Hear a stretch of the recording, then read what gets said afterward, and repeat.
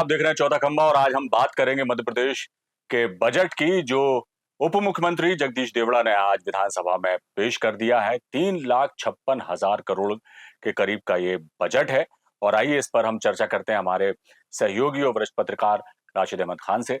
राशिद जी, किस तरह से देखते हैं इस बजट को? बहुत इंतजार था कि मोहन सरकार का ये बजट कैसा होने वाला है, लेकिन बहुत ज्यादा राहत भरा बजट नहीं लग रहा। हालांकि कोई नया टैक्स प्रदेश की जनता पर नहीं थोपा गया है। किस तरह से देखते हैं? देखिए, ये मुख्यमंत्री डॉक्टर मोहन यादव के कार्यकाल का पहला पूर्णकालिक बजट है, जिसे वित्त मंत्री और डिप्टी सीएम हैं जगदीश देवड़ा, उन्होंने पेश किया।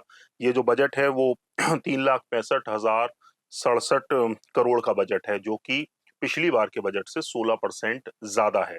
जी। खास बात ये कहें अविनाश जी कि कोई नया कर नहीं लगाया है, लेकिन क्योंकि अब चुनावी साल नहीं है ये, चुनाव नहीं आने आने वाले साल में भी नहीं है, लिहाज़ा जो राहत मिलने की उम्मीद कर रहे थे या जो सौगातें मिलने की उम्मीद कर रहे थे लोग, वैसी नहीं है।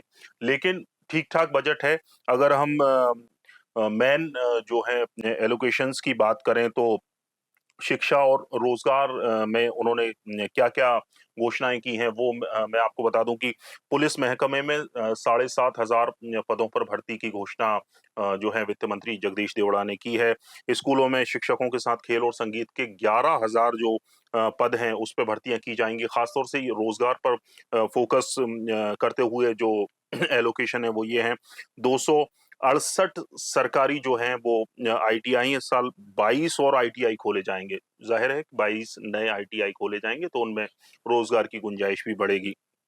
इसमें 5,280 सीटें छात्रों के लिहाज से बढ़ेंगी।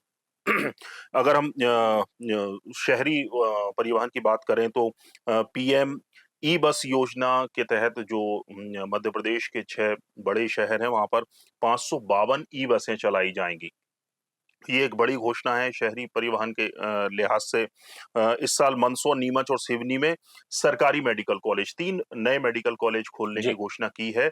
वो 3 नए मेडिकल कॉलेज जो हैं नीमच, मंदसौर और सिवनी में खोले जाएँगे। इसके अलावा 2028 में जो सिंहस्थ होना है उज्जैन में, जी। उसको लेकर 500 करोड़ का प्रावधान किया गया है, जिससे विकास कार्य डेवलपमेंट जो काम है, वो हो सकेंगे। खास तौर से अविनाश जी, यहाँ पर जी। ये भी देखना दिलचस्प होगा कि जो धार्मिक धर्म को लेकर जो बजट है, चाहे वो तीर्थ तीर्थ। दर्शन जी। योजना हो या दूसरे, उसमें 20% का इज़ाफ़ा किया गया है।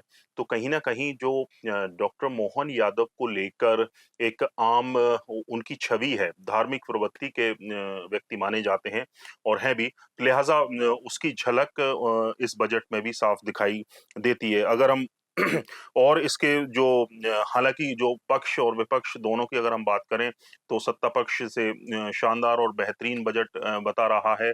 वहीं जो विपक्ष है, वो इसको मायूस है और उसको बेकार ब बजट कह रहा है। जी। राशिद जी, जैसा आपने हुँ, ज़िक्र किया कि सबसे महत्वपूर्ण बात होती है स्वास्थ्य, शिक्षा और रोज़गार की, उसके लिए जो प्रावधान किए गए हैं। लेकिन कहीं न कहीं देखने में आता है, जैसे आपने बोला कि पुलिस में जी, जी। 7,500 भर्तियाँ हुँ, भर्तियाँ निकाली जाएँगी, शिक्षकों के लिए भी भर्तियाँ की जा रही हैं, तमाम चीज़ें हैं। लेकिन उद्योग-धंधों के विस्तार के लिए इस बजट में ऐसा कुछ नहीं नज़र आता कि उद्योग-धंधों का मध्य प्रदेश में विस्तार हो, तो स्वरोज़गार भी मिले, लोगों को रोज़गार भी मिले। उस दिशा में कुछ कदम उठाए जाने चाहिए थे, लोगों को उम्मीदें थी, लेकिन वैसा हुआ नहीं। देखिए मैं जो बजट के जो मेन एलोकेशन है, वो आपको पहले पढ़कर बता दूँ कि स्वास्थ्य के लिए 21,144 करोड़ रुपए का प्रावधान किया गया है। खेल के लिए 586 करोड़ रुपए का प्रावधान है। वन पर्यावरण के लिए 4,725 करोड़ रखे गए हैं। कन्या विवाह योजना, जो कि बहुत मील का पत्थर है गरीब जी। परिवारों के लिए, 250 करोड़ रुपए का प्रावधान किया गया है। विकलांग पेंशन के लिए 4,421, क्योंकि जो दिव्यांगजन हैं, जी। उनको इससे काफ़ी मदद मिलती है, तो उसके लिए 4,421 करोड़ का प्रावधान है। अब हम उद्योग धंधों की अगर बात करें तो एमएसएमई के लिए 14,500 करोड़ का प्रावधान किया गया है। जी। बजट का प्रावधान ज़रूर है इसमें, उद्योग के लिए 4,190 करोड़ हैं। मध्याह्न भोजन के लिए, जो स्कूलों में चलाई जी। जाती है, प्राइमरी स्कूलों में 3,400 करोड़ रुपए का उसमें प्रावधान है। हम स्वस्थ भारत मिशन के लिए 500 करोड़ का प्रावधान इसमें दिया गया है। नगरीय निकाय क्योंकि शहरों के जो विकास कार्य हैं वो नगरीय निकाय के अंतर्गत ही होते हैं, तो 5,000 करोड़ का प्रावधान किया गया है। पीएम आवास योजना के लिए 4,000 करोड़ का प्रावधान है, मुख्यमंत्री किसान कल्याण योजना के लिए 4,900 करोड़, शिक्षा के लिए 22,600 करोड़।